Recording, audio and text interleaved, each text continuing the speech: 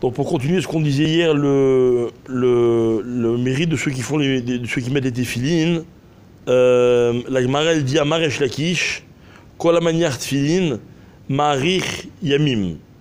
Toute personne qui met les téfilines, alors Bezrat Hashem, ses jours se prolongeront, donc il aura une longue vie. Et les Chamim ils disent comme ça, Akeren Kaemet Leolam Haba, Ochel Miperotem Baolam Hazeh. Non seulement il est récompensé dans ce monde-là, mais dans le monde futur également. Et il y a marqué autre chose, il y a marqué Muftach Lo Sheu Ben Haolam Haba, Ve'em Eshel Geinam Sholetet Bo, Vechol Avonotav Nimchalim. Donc quelqu'un qui met des téfilines, non seulement il a droit au monde futur, le Geinam n'a pas d'emprise sur lui, il ne sentira même pas le feu du Geinam dans le cas où il a commis des avérotes, et toutes ses fautes lui sont finalement pardonnées. Alors la Gemara raconte l'histoire d'une femme qui avait perdu malheureusement son mari, Lo Aleno, à un âge très jeune. Alors qu'est-ce qu'elle a fait? Tous les jours elle allait devant les Chachamim, elle mettait les téfilines, et elle disait alors, c'est ça que vous avez promis?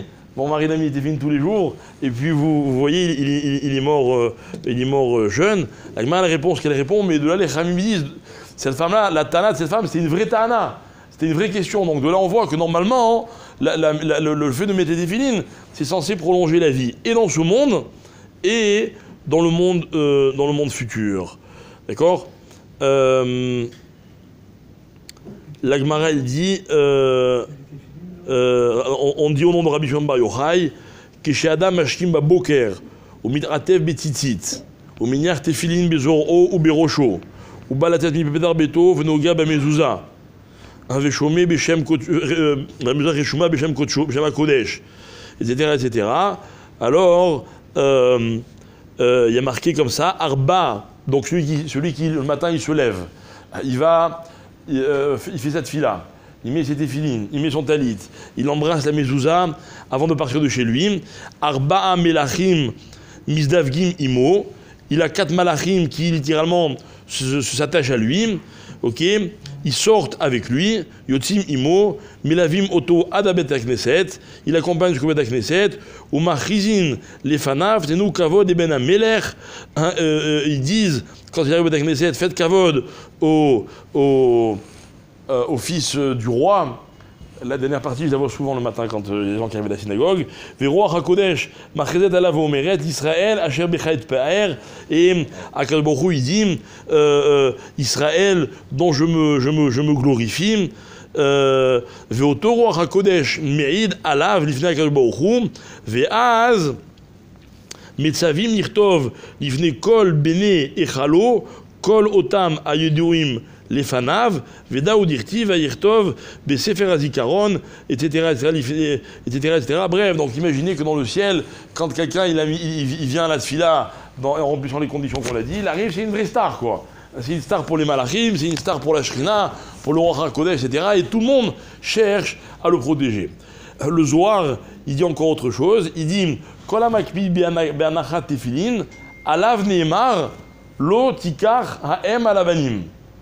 Vous vous rappelez ce pasouk qui parle de la mitzvah de Shiloach Haken, qu'on va lire cette semaine, dans lequel il est écrit qu'on doit renvoyer la maman et garder les oisillons. Il y a marqué là-bas l'otika chaem alavanim. Par contre, attention, tu ne devras pas prendre la maman quand les oisillons sont encore là.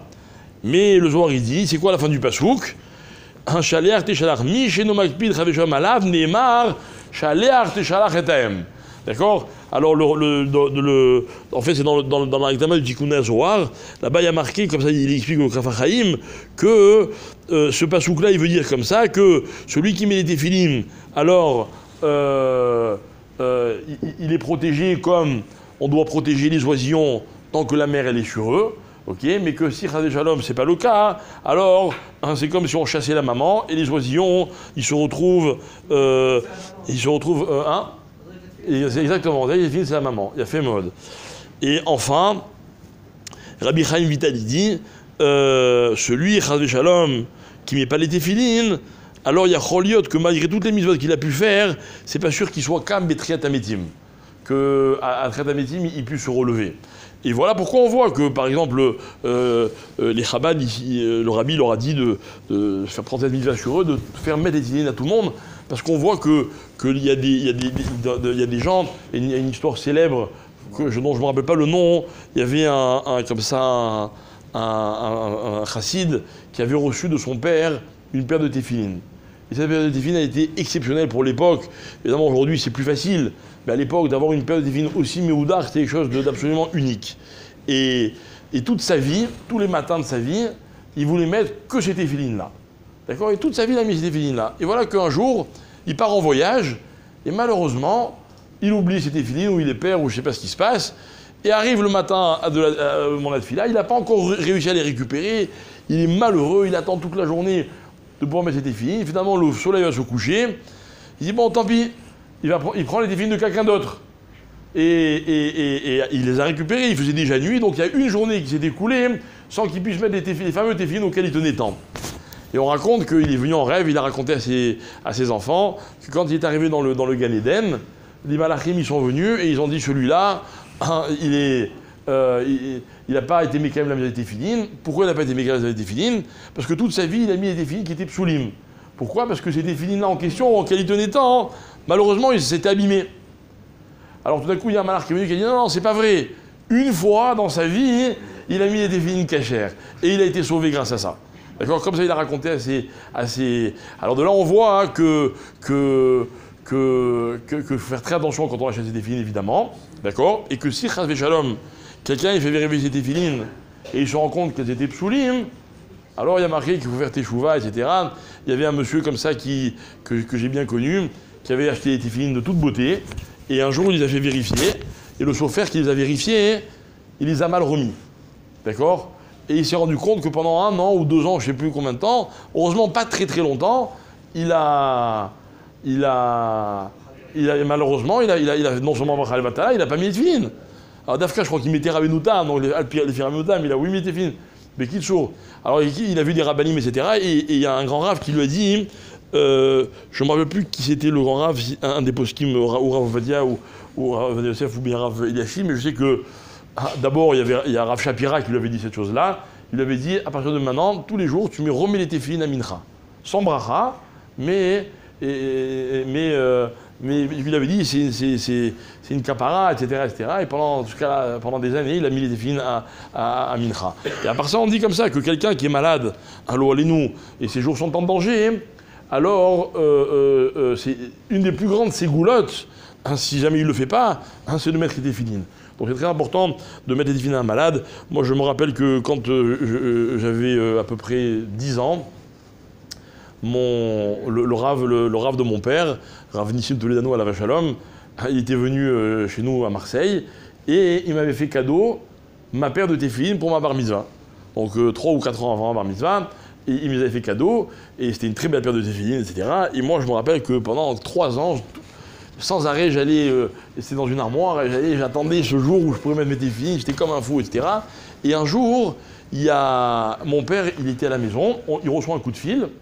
Et on lui dit, voilà, il y a un monsieur, il s'appelait monsieur Salfati, il est à l'agonie, est-ce que pas venir le voir moi, il ne me connaissait même pas, mon père. Il a dit, ok, j'arrive, et rapidement, il avait pas ses tefilines, il était à la synagogue, il a pris ma paire de tefilines, et il est allé voir ce monsieur, il est arrivé, il lui a mis les tefilines, et quelques instants après, il est niftar. Et mon père, il nous a raconté cette histoire. Et moi, ça m'a énervé, quoi. Il dit, ah, mais tefilines et tout. Hein, et bon, ok, mais alors après, il nous a expliqué à quel point c'est une grande mitzvah, etc., etc. Et un jour, il y a un monsieur que vous connaissez peut-être, qui s'appelle Shimshon Atali, qui est Shimshon Atali, qui organise des cours, etc. Et un jour, il m'a dit, tu sais, ton père, il a fait une grande mitzvah un jour, quand mon grand-père, maintenant lui, je ne sais même pas s'il était né à ce moment-là, il a dit, quand mon grand-père, il était à l'hôpital au moment de sa mort, ton père, il est venu, et il lui a mis les tefilines. Je dis, ah ben, j'en sais quelque chose, c'est mes tefilines. Mais ça m'a fait plaisir de voir que, au Hachem, ces petits-enfants, aujourd'hui, ils sont dans la Torah, etc. allons savoir si le zéro de cette mitzvah tellement importante, il n'est pas pour quelque chose. En tout cas, mamash, ce à quoi il faut vraiment faire attention, c'est tous les jours quand on met les téfilines, de ne jamais les mettre de façon machinale, de ne jamais oublier à quel point c'est une mitzvah qui est tellement belle et tellement importante et de laquelle dépendent tellement de choses, on ne sait pas.